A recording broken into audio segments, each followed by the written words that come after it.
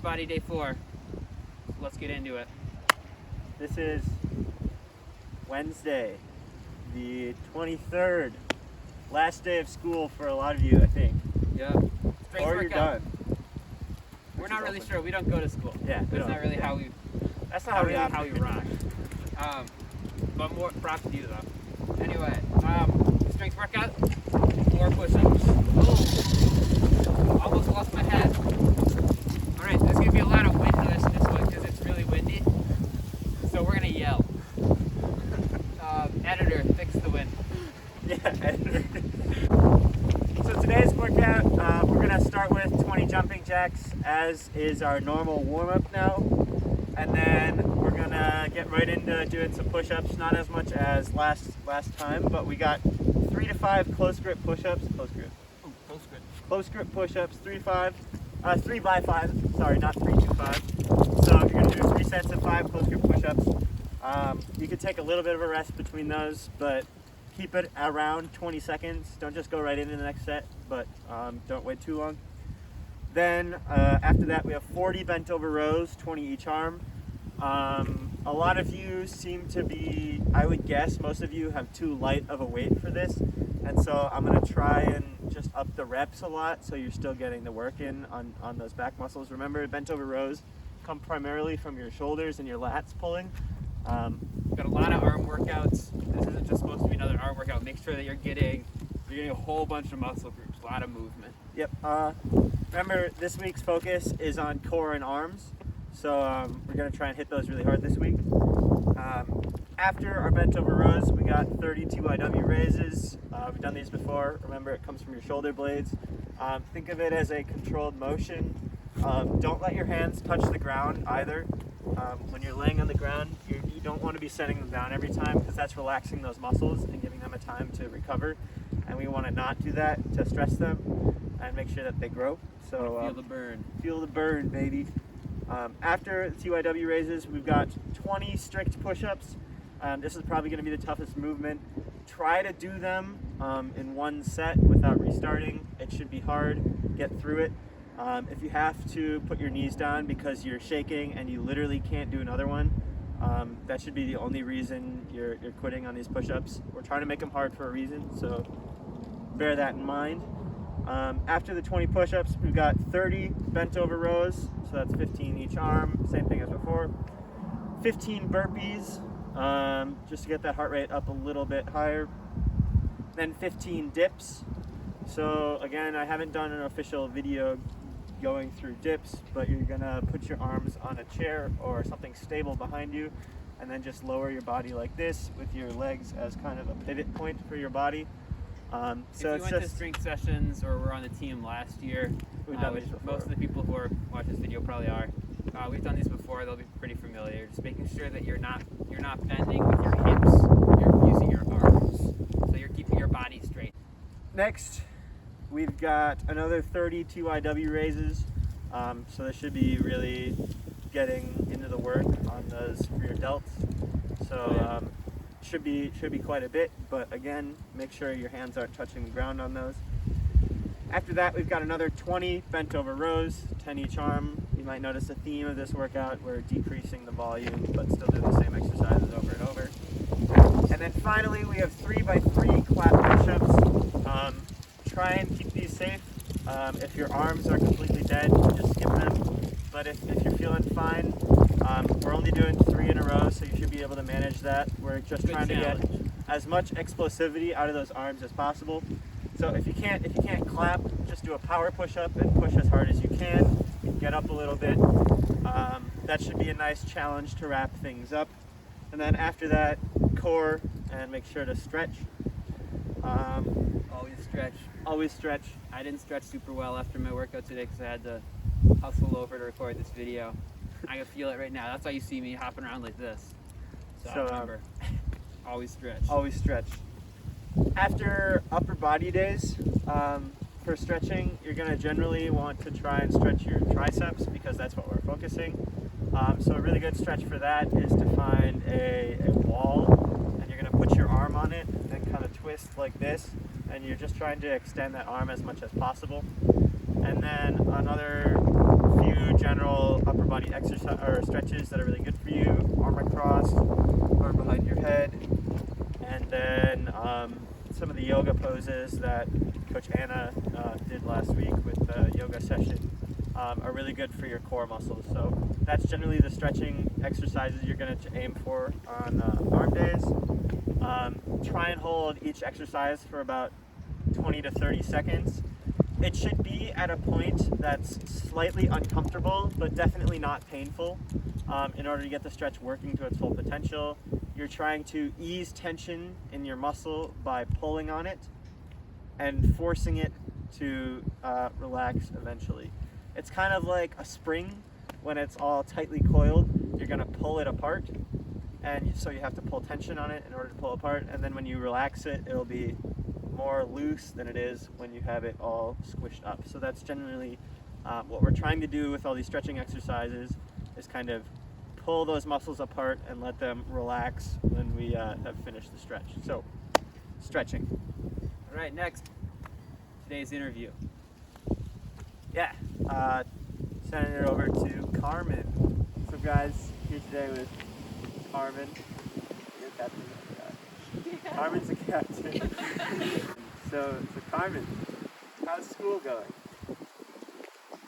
Questionable. It's not going well. Are you done yet with all of your material?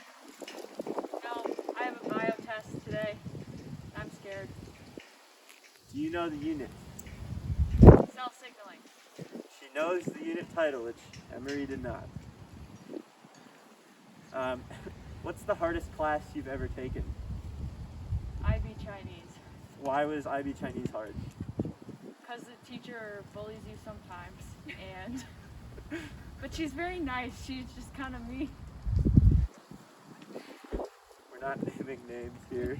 We're respectful of teachers. Yep. What are you most excited for when COVID is over? Probably going on trips. I don't know. Can't do that. Vacationing. Me as well. What are you least excited for? Not being able to sleep in during school. I mean, yeah. I also enjoy sleeping. What's your favorite holiday tradition? Any holiday. Doesn't have to be That's winter so holidays. broad. Yeah. I'm gonna do winter, but I like making cookies and then eating them. Yeah. I also like eating cookies. What's the largest thing you've ever climbed? No elevator. Gosh. It could be a tree or a building or a mountain. Just what have you climbed of your own free will? Well, it was like half my free will, but we went on a Boundary Waters trip and stopped at the Black Sand Beach, and it was like rock climbing, and it was fun and it was kind of tall. Sweet. Kinda tall. Yeah. That's the benchmark to beat. All right. Scary. What's the closest you've ever come to death? Nothing comes to mind. You've never driven very close to a semi? Oh yeah, I was trying to get on the highway on my way back from Elm, and I was trying to follow Eleanor, and it was kind of fishy. But it's okay. Did you collide or? No, I'm okay. Okay, we'll My have to car hear is that. okay, so it's okay. All right. What's the meaning of life in your best approximation?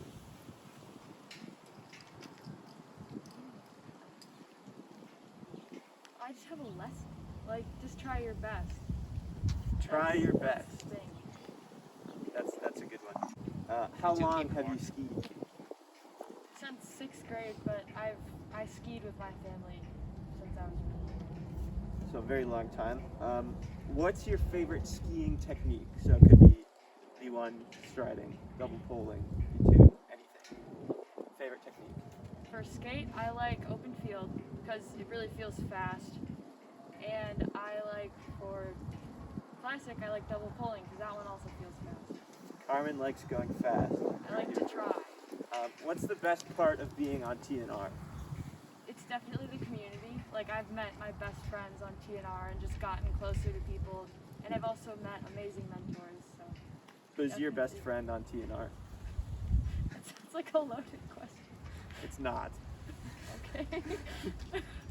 Well, I've been friends with Emery for a really long time. Is she and your best friend on in- TNR? Yeah, in general, she's my best friend.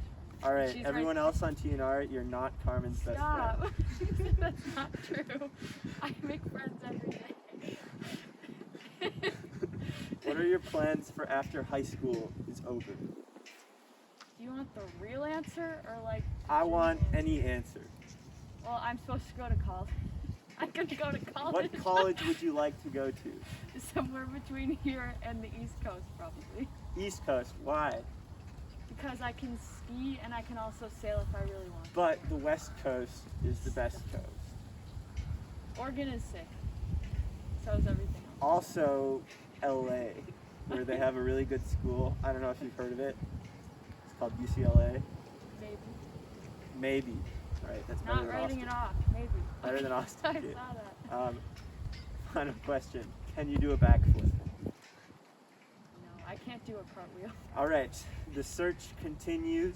We have yet to find anyone who can do a backflip. I'm very disappointed. Maybe by the end of the year, we'll find someone. But this has been Carmen. All right, finally for today, just a little quick mention on nutrition. Nutrition's really important when you're doing a lot of exercising and you're working out a lot. Making sure that you're getting calories in and making sure you're getting protein in and water. If you're not going to take care of your body, all the work that you're putting in really isn't going to get you anywhere. And so remember, you got to be drinking a lot of water each day. If you're spending a lot of time stuck at your desk, like most of you are if you're still in class, then what you're going to want to do is make sure that you have a water bottle at your desk, and you're going to want to be refilling that a couple times a day. Getting water in is really important, especially if you're working out a lot, and especially in the winter when it's really dry outside. That matters a lot.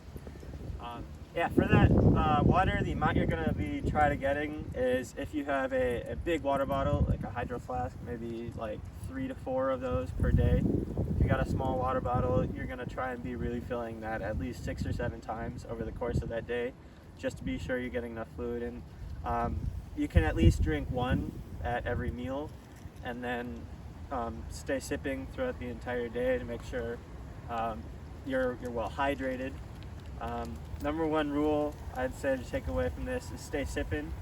Yep. That'll be the easiest change you can make, and it'll also probably have the biggest impact if you're dehydrated right now. So, yeah. And then just as for food in general, we're not going to go crazy in depth because this isn't really our area of expertise, but just a couple things to remember is that when you're fueling yourself for Nordic skiing, you'll want a lot of protein and you'll want a lot of good, like, clean, complex carbs that'll help you have energy when you're out on long skis. So avoiding really processed foods like white bread, avoiding tons of sugar, avoiding other things like that, instead getting in high protein food that'll have really good stuff that you can use when you're out working out and also use to recover. So if you're adding in like a protein shake, that never hurts. That'll help you out a lot. Generally, before workouts, you're going to try to avoid greasy food as much as possible. So red meat, usually not a good idea prior to workouts. If you've just got done with a really hard race or like a really big culmination moment or whatever, long ski on Saturday, if you want to like maybe have a steak dinner, go for it, but just make sure it's not too often. That's one of the biggest problems that you can have as part of your diet is eating a ton of red meat.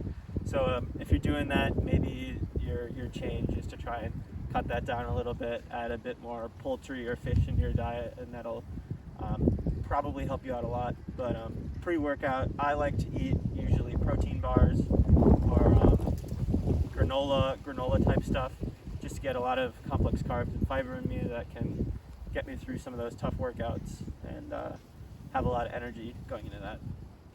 And then also just to say it again, avoiding processed sugars. So if it's not a sugar that grows on a plant, so if it's not like a blueberry or something that has sugars naturally in it, it tastes really good, and maybe it's like holidays, you want to be eating cookies. But if you're really focused on getting some huge gains and really moving fast this year, you might want to rethink that and focus on how you're going to cut that down. So I almost never eat sugars now, and it really makes a difference. You're not going to energy, and it's a noticeable difference when you cut out sugar and get your diet really cleaned up. So if you're looking for something to change, that might help you be more energetic, might be something to give a shot. Sugar is actually something that you can get addicted to pretty easily. In fact, it's one of the biggest food items that you can be addicted to. And so when you start looking for and cutting out sugar, you'll find that it's in a lot of foods that people like to eat. And so stuff like ketchup, you might not think has sugar, but it actually has a lot. Really anything that's going to be like fast food, that kind of stuff, has a surprising amount of sugar in it. And so when you first cut out sugar, you're going to notice, you're going to feel maybe a little bit worse because you're going through some withdrawal of that. But in the long run, it's much better for you to be cutting down on your sugar consumption. Yep, really good for you. You'll feel it. It's if it's something you think you can pull off with all the cookies that'll be around the house in the next couple of weeks, go for it. It's definitely a positive. And with nutrition in general, it's not about being perfect. No one expects you to be perfect. You don't have to be perfect to be really healthy in general. Just make sure that, like everything, you're using moderation. So, every once in a while, eating some ice cream is not going to kill you. It's not going to make you fat. It's not going to do anything like that, especially if you're a Nordic skier. But just making sure that you're keeping desserts, sugary snacks, that kind of stuff to a minimum is going to be really good for your athletic performance and just how you feel in general. So, that's our piece on nutrition. There's some stuff to keep in mind. Hope that helped a little bit. Obviously, we're not experts by any means, but that's something to keep in mind that'll probably help you out. All right, well that's our vid for today. Thank you Yeah. again for watching. Thanks for watching. Good luck with your exercises. Like, comment, subscribe, all that stuff. Oh yeah. And see you next time.